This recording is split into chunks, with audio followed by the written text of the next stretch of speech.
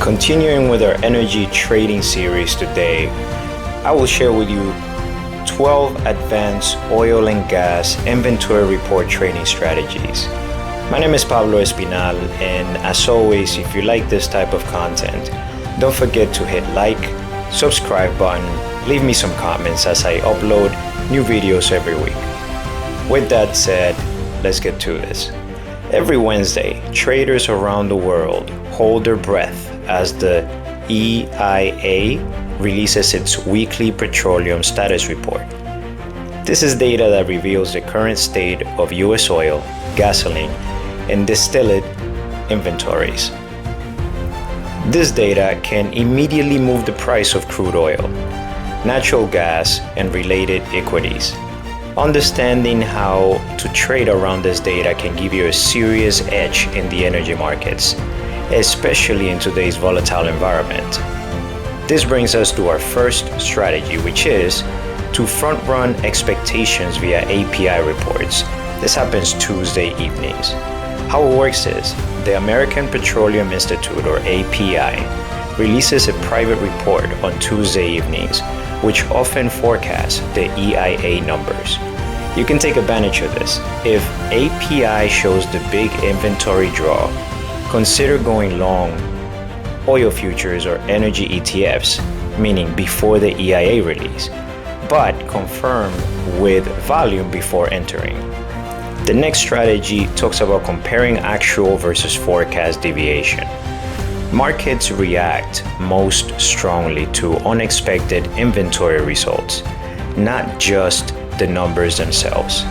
Take advantage of this by tracking the consensus forecast, which is available on platforms like Trading Economics or Investing.com, and trade the surprise oil, which is big draw versus forecast, meaning buy oil, energy names, or big build versus forecast, which means short oil or energy ETFs.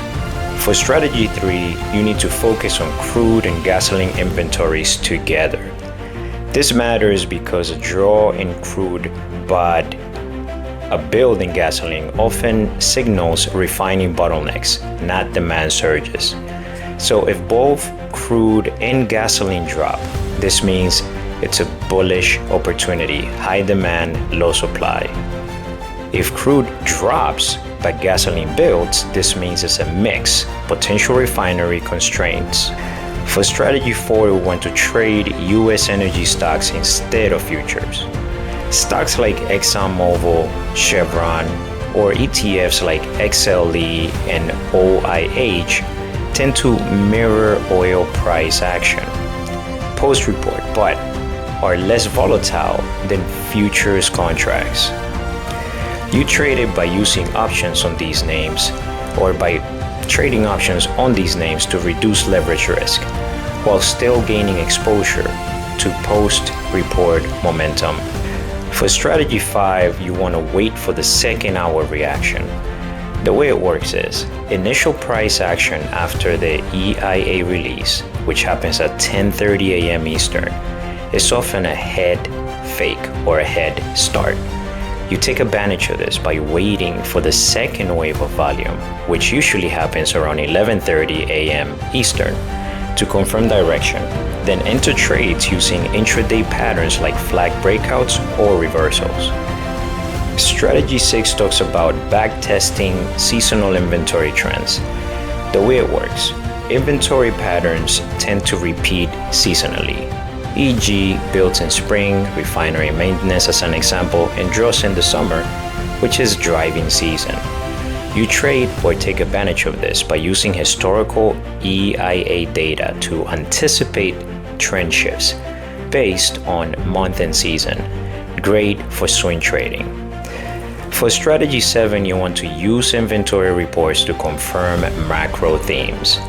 The way it works, inventory reports help validate or contradict broader energy narratives like OPEC cuts, demand surges, or global supply shocks. You trade it by using EIA data to reinforce or reject positions based on broader macro outlooks.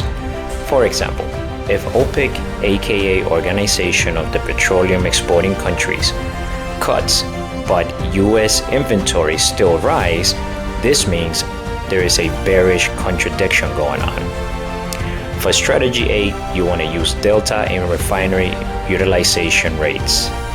This matters because the report includes refinery utilization, meaning if this drops, crude stock may rise and gasoline production may fall.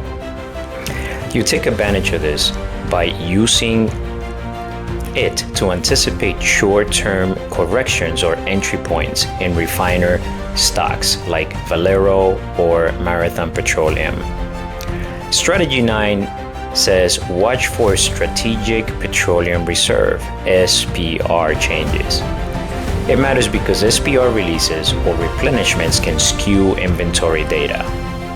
Remember that EIA breaks out SPR flows, meaning if draws are due to SPR, not commercial demand, it's often less bullish than it appears.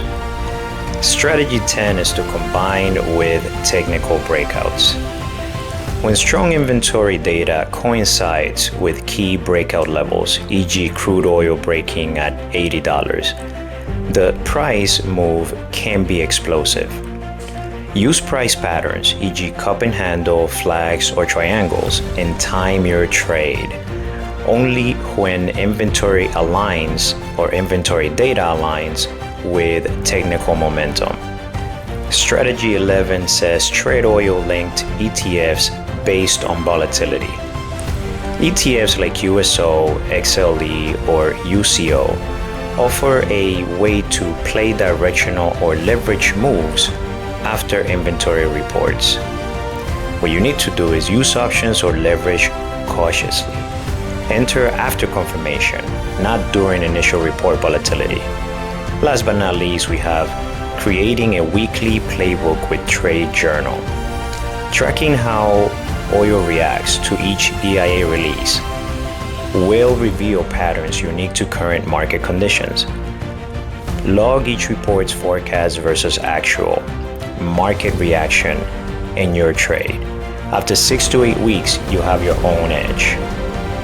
Inventory data might seem like just another headline, but to smart traders, it's a reliable signal. By combining fundamental analysis, technical setups, and macro confirmation, you can use these 12 strategies to reliably catch high probability trades, react instead of guessing, and build a repeatable weekly edge. Whether you're trading futures, energy stocks, or ETFs, the EIA inventory report is your weekly market thermometer.